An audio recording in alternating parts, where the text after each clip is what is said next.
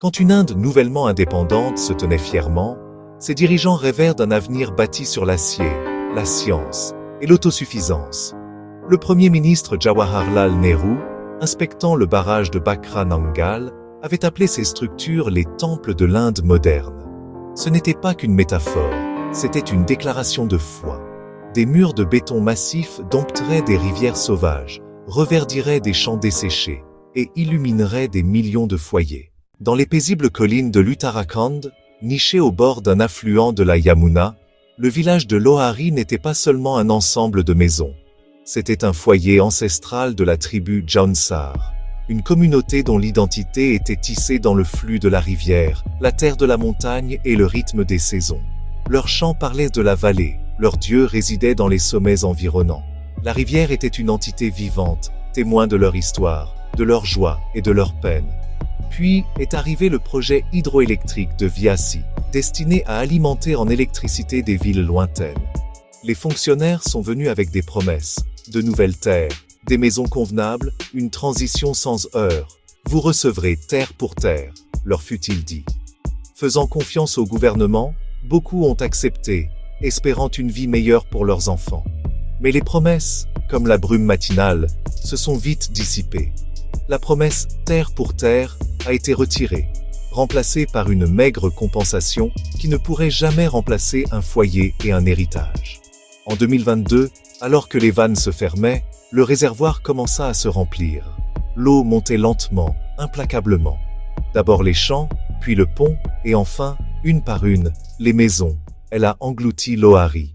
L'histoire tragique de Lohari n'est pas un incident isolé. C'est un chapitre d'un livre non écrit de déplacements nationaux massifs. Depuis 1947, la quête de grands barrages a déplacé des populations considérables. Les estimations fiables indiquent entre 40 et 50 millions de personnes déplacées. C'est une population plus nombreuse que celle de nombreux pays. La plupart d'entre eux sont des tribaux, des Dalits et de petits agriculteurs, des personnes dont les voix sont rarement entendues et qui sont profondément liées à leur terre. Le déplacement n'est pas seulement un changement d'adresse, il déchire le tissu social, les moyens de subsistance et l'identité. Le Sardar Sarovar a affecté des millions de personnes dans 3 États. Beaucoup se battent encore pour leur dû. Terry a submergé une ville et des dizaines de villages, déplaçant près de 100 000 personnes. Moins de 25% ont été correctement réinstallés. Les bénéfices vont aux villes et à l'industrie. Le prix est payé par les pauvres et les vulnérables. Une rivière est un écosystème vivant. Quand un barrage est construit, cette artère vibrante s'arrête. La première conséquence est le piégeage du limon.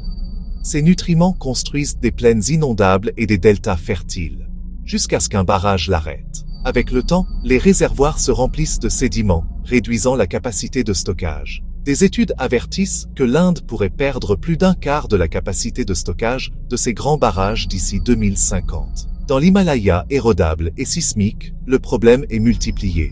Le dynamitage, la déforestation et les routes déstabilisent les pentes, envoyant plus de limon en aval. Des centaines de barrages prévus risquent de devenir des monuments de boue en quelques décennies. En aval, les rivières sont privées d'eau et de limon, ce qui érode les lits et abaisse les nappes phréatiques.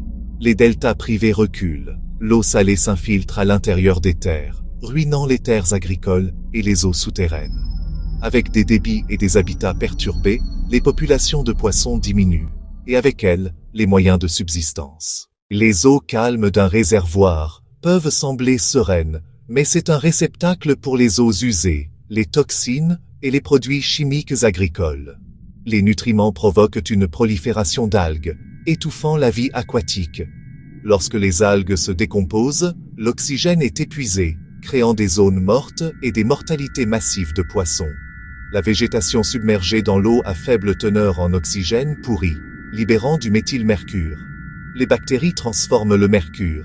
La toxine remonte la chaîne alimentaire jusqu'aux humains. L'exposition peut entraîner des lésions neurologiques et des problèmes de développement chez les enfants. Les rives stagnantes deviennent des foyers de moustiques, propageant le paludisme, la dengue et l'encéphalite japonaise. Ces coûts sanitaires apparaissent rarement dans les analyses coûts-avantages des barrages, mais ce sont les populations locales qui en supportent le fardeau. Ces catastrophes récurrentes ne sont pas des accidents, Elles proviennent de défaillances systémiques. Les ZIE, censées être rigoureuses et impartiales, sont souvent nominales, conflictuelles et bâclées. Les consultations publiques excluent souvent les personnes les plus touchées. Les comités d'experts sont sous pression. Des projets imparfaits sont poussés. L'eau des réservoirs modifie les contraintes sur les failles. Dans l'Himalaya, cela peut déclencher des tremblements de terre. Le tremblement de terre de Koyna en 1967, fortement lié au barrage, a tué près de 200 personnes. L'affaissement récent met en évidence les risques de construction sur des terrains fragiles. Le reboisement compensatoire échoue souvent. Les taux de survie sont minimes. Les monocultures remplacent les forêts complexes. Les débits environnementaux promis disparaissent.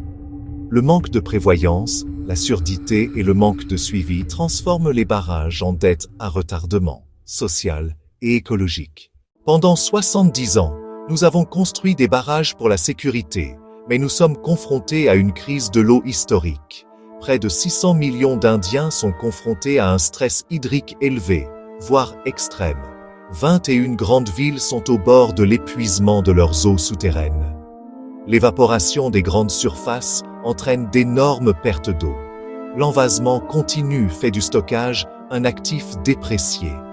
Les longs canaux non revêtus fuient avant que l'eau n'atteigne les champs.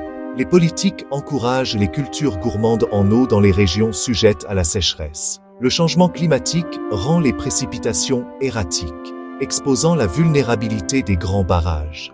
Lorsque les systèmes centralisés échouent, ils échouent à grande échelle. Les villes et les fermes sont plongées dans la crise.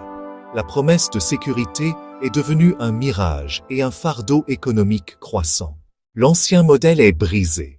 Nous devons choisir une voie juste, durable et démocratique. Placer les personnes, pas le béton, au centre. Un consentement libre, préalable et éclairé, sans condition, est essentiel. Passer des grands barrages à la gestion décentralisée de l'eau, basée sur les traditions indiennes.